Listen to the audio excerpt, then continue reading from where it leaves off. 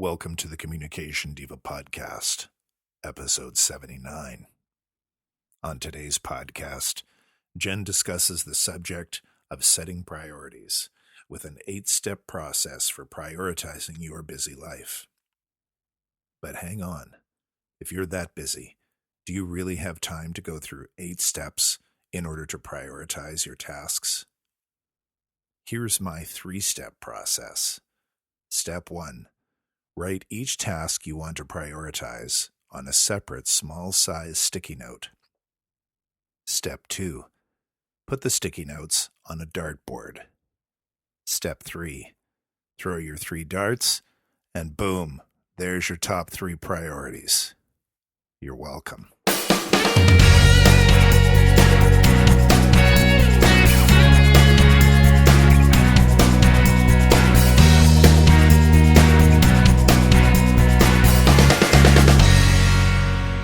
Hi, this is Jen Swanson, and you're listening to Communication Diva, the podcast that hopes to help you deepen your relationships by helping you with new communication skills, reminding you of skills that you already have and already know about, bringing you interesting people who have a passion for their particular area of work and how they use communication in that work, and that also hopes to entertain you somewhat and maybe bring you to some new ideas, some new insights, or to help you learn about things that maybe you don't know much about. So that is what my purpose is in bringing you this podcast.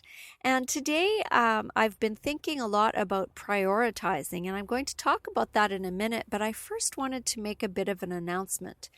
And you may have noticed that normally I publish the podcast at least weekly.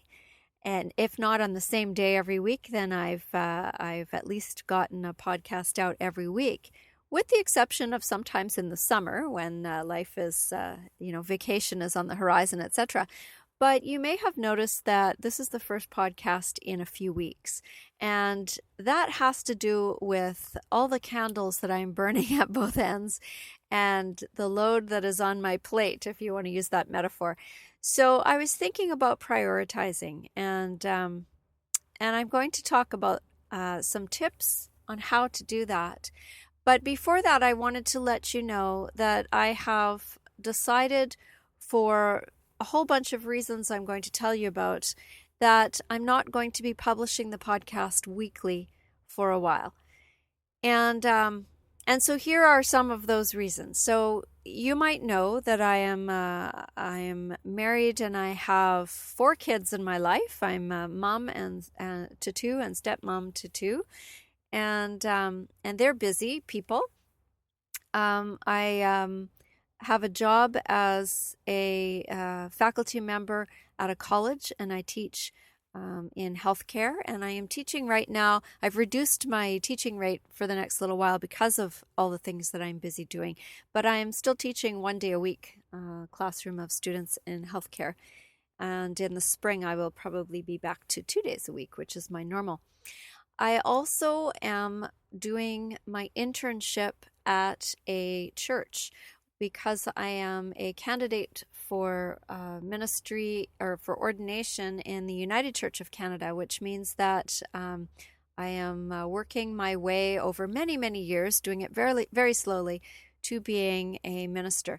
And so I am doing my internship, which means that I am working at a church and I am working in solo ministry for the first time. And that's a lot of work in a small congregation. There's a lot that has to be done. That normally there would be other staff to help with. And so it's a learning curve for me. I started in September and I will be working there until May. And I'm learning a lot with the lovely people that I am serving. So there's that. And on top of that, I am in university 2 days a week working on this degree.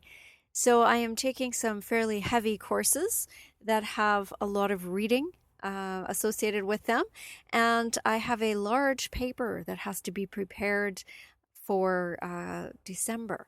So all of those things mean that I do not have very much extra time in my life, and podcasting is actually time consuming. It takes time to record, and it takes quite a lot of time to put it together and edit and write the show notes and all of those things. I would estimate it takes about 5 to 6 hours to put out a podcast. And so to do that on a weekly basis is becoming a challenge right now with all of the other things that I have to do and I'm expected to do. Although I adore podcasting, I adore talking to you, and I don't want to stop doing that. So my announcement is that rather than beating myself up over doing this every week, I'm going to put out the podcast when I can. And that might be once a week for a bit. It might be once a month. I am not sure. So what I'm going to ask you to do is make sure that you have signed up for the RSS feed, which is the orange button on the website at communicationdiva.com. And if you go to that and click on the RSS feed and subscribe, then anytime a podcast is published, it will be delivered to your email inbox. And that way you won't miss an episode. And you won't have to keep checking back to see when the next one comes out. The other thing I would really love you to do is to go to the website, again, communicationdiva.com, and subscribe to the email list. And there I will, I don't bombard you with emails, believe me. I thought I was going to send a monthly newsletter, and that sort of fell off after a couple of months. So the people that are on my email list don't hear from me that often, but it would be really lovely to have you on that email list so that I can update you with things that are going on in a written way. So if you wouldn't mind doing those two things, if you haven't already, subscribe to the RSS feed, subscribe to the email list, and then you will be able to keep up with what is going on. And the funny thing is, as soon as I decided to, and it wasn't even my decision at first, it wasn't my idea to stop beating myself up. As soon as I decided to do that and to let go of that expectation, I suddenly got a couple of people that sound fascinating that I'm going to be interviewing. So I might well be bringing you one in the next week and maybe one in the week after that. So I'm not sure how time will go, but I know I have a couple of interesting interviews lined up with people that I'm sure you'll be fascinated to hear from. And so the interesting thing is that it wasn't me who pointed this out, right? Which is how it often happens in life. What happened was my podcast Mastermind group that is absolutely fantastic and invaluable. We meet twice a month. I've talked about this before. I was having a meeting with them earlier this week, and I was... we each take a turn in the hot seat, and it was my turn in the hot seat, which means that we get 20 minutes to just pour our hearts out and ask for advice from all these brilliant people who are also podcasters. And I told them how much I was struggling with getting an episode out. And a couple of the people said, "Why are you struggling? You know, what would happen if you just let it go for a little while, come back when you're able to, and I'm sure the people that really care and really want to listen to you will continue to listen." And that just a weight lifted off my shoulders. And I thanked Cliff Ravenscraft, the facilitator, the podcast Answer Man. I thanked him afterwards and said, that it just lightened my load by not beating myself up. And that's my own expectations. I have high expectations. I have that perfectionist streak. I want to do well. I don't want to let people down. And yet I'm running around with no sleep, and I don't want to get sick either. So it's not that I am not passionate and that I am not completely loving the podcasting. It's that at this time, something has to go. And for the next little while, I need to let go of my goal of podcasting weekly, and let it be a little bit more organic, a little bit more do it when I can do it. And hopefully I'll be back into a more regular schedule in after the springtime, which is when spring of 2014 is when I'm hoping to graduate. So that's the big long story and the announcement about my thinking on prioritizing. And, you know, truly, sometimes it takes an outside person who's not really invested in what you're doing to take a look, an objective look, and say, you know what, what's the worst that could happen? So there you go. That is, I am very grateful to my podcast Mastermind group and to Cliff for that insight. And it's almost like giving permission. You know, somebody gives you permission to just stop. And that was really, really quite a relief. So that's what's going on. And so while I was thinking of that, I was thinking of prioritizing. And I've come up with my own little list here that might be useful to you on prioritizing. And there are 8 things on this list. So the first thing that I have is to make a list. And I am famous for this. I make lists in my car. I have lists on my computer. I have lists on my calendar. And it's just a way for me to remember all of the things that need doing, and also a way to sit down and prioritize. And of course, there are all sorts of electronic ways you can do this as well. But starting off with a list, I find, is extremely, extremely helpful. The next thing is to look at the big picture. So look at your end goals on some of these tasks and then work backwards. You know, what is the latest deadline by which you have to have X done? And work your way back. And for some people, I know for myself, it actually is really helpful to schedule time into the calendar so that, you know, between this time and this time, this is what I will be doing. You know, and I mean, aside from all the studying and the work and the marking papers and all the other things that I have to do, I'm also trying to exercise and do some meditation and a few other things, you know, and see the kids and hang out with my husband and eat and sleep. And so sometimes scheduling things in the calendar can be really helpful, and looking at, okay, when do I have to have this assignment done, and what hours in my day before that do I have that I can devote to this thing. So first of all is making a list. Second of all is working from the big picture and then working backwards. The third thing is to look at that list and ask yourself, what is really, really important on this list? What is absolutely important about each of these things that are priorities on your list, and which of them really, really are priorities. So ask yourself, what is important about this task that I have written it down? Number 4 is what absolutely on that list cannot be left undone. So if you can't do something, if there is something on that list that you absolutely cannot leave undone, you might want to move that priority up a bit in hierarchy. So if it was on the list as a number 5 and you really think about it, maybe it really needs to be a number 2 instead or something.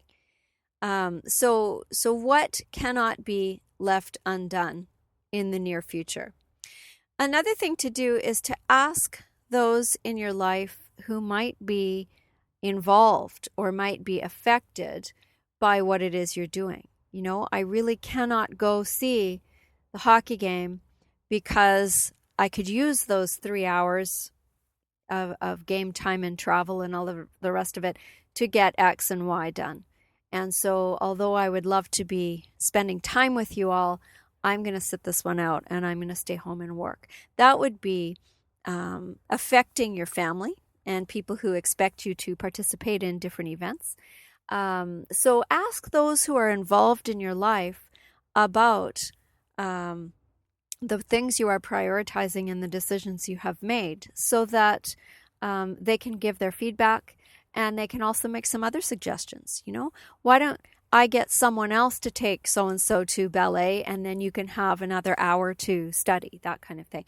So there are all sorts of ways that the people in your life can help you if they know that you need some help and you are struggling. You know, my husband often makes dinner. and breakfast and all sorts of things that save me from having to think that up and shop and cook and do that while I am doing this. And it's a reciprocal thing. It goes both ways. When he's swamped and busy and I'm not, I will do all of that. So we share the load a bit. And one of the ways that is really helpful is feeding each other and preparing food. Another question to ask when you're looking at your list is, what is the worst that could happen if you didn't get something done? So what on that list would not be the end of the world should it not get done? And so that's another way to look at prioritizing. What absolutely cannot be left undone was number 4. And number 6 is, what's the worst that would happen if you didn't get something done? What would happen? I ask myself this sometimes around Christmas time. What is the worst thing that would happen if I did not handwrite and personally mail, 36 Christmas cards to people? What would happen? Right? Because that's another high expectation and pressure that I put on myself.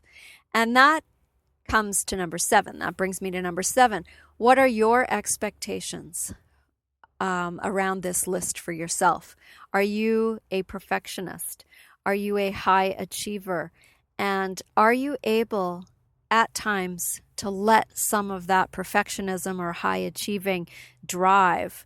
Are you able to let it go? And I know for me that is really a challenge. So the idea that it was okay to let go of the podcasting every week, and that I got that quote unquote permission from fellow podcasters who know what they're talking about,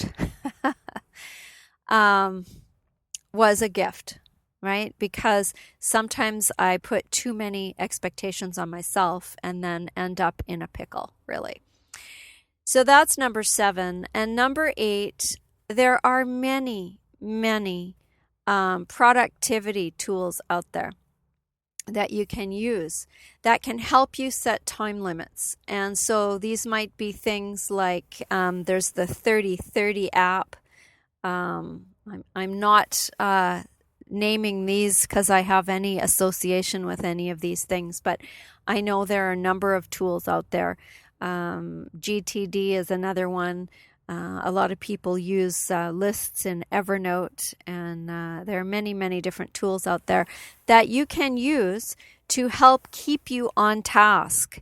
And you can set timers and organize yourself that way so that you will do 30 minutes of checking your email and you will do, 40 minutes of X, whatever X might be, and you'll go work out for 45 minutes. And, so you can actually use different tools that exist now, especially with your mobile devices, that will ring and beep and buzz and tell you what you're up against next in your crazy list. So those are some of the ideas. The first, I'll go through them again quickly. The first one is to make yourself a list of the things that you deem to be priorities. The second is to look at the big picture. Consider the goals that you've got set down and work backwards. The third one is to ask yourself about each of the things on the list. What's really important about this thing? The fourth one is to ask what absolutely cannot be left undone that's on this list. The fifth one is to ask the people in your life who might be affected one way or the other by the prioritizing of the list, by the things that are on your list. Number 6 is, what's the worst thing that could happen if you didn't do something that was on your list by a certain time? Number 7 is to let go of some of your expectations, or maybe just reduce them a little bit. It won't be, absolutely perfect, but it'll do, right? So that's number 7. And number 8, setting time limits for yourself for working on tasks and using productivity tools that can help to keep you organized. And it might be an old-fashioned pen and paper. I do a lot of that. It might be a calendar that you've written things on to block out times, or it might be something electronic. So there are many, many tools that are out there, and you can just you can look those up as well. So those are my offerings for you today. And I'm going to try and live by them. You know, we always say that we preach to ourselves. So this is my little productivity and prioritizing sermon for myself here. That there are some things that are just not going to get done that are on my crazy long list, and right now my priority is going to be finishing this very, very long road that I began in 2006 of taking university courses, which is a challenge as a mature student with family and other responsibilities and paid work and all of the rest of it. It's a challenge to put in the time and to study. So I'm working hard on this goal, and I'll be very glad when I reach it. I have no doubt I will. I'm just very very determined that I'm in the home stretch. And so, again, I will endeavor to be with you as often as I can, and I hope that you will understand and that you will come and sign up for the feed and sign up for the email so that you don't miss anything, and you get things in your inbox when an episode is published. Anyhow, I'd love to hear from you. I'd love to hear even some encouragement for what it is I'm doing. I've heard from some of you recently, and I thank you for the emails and the kind words that you have sent. And I hope that your communication is enriching your relationships. That's what I love to do, is encourage people to connect with one another, to help make this world a little bit nicer of a place to live in. So this is Jen Swanson. Thank you again for listening. This is Communication Diva. Until I speak to you again, take good care.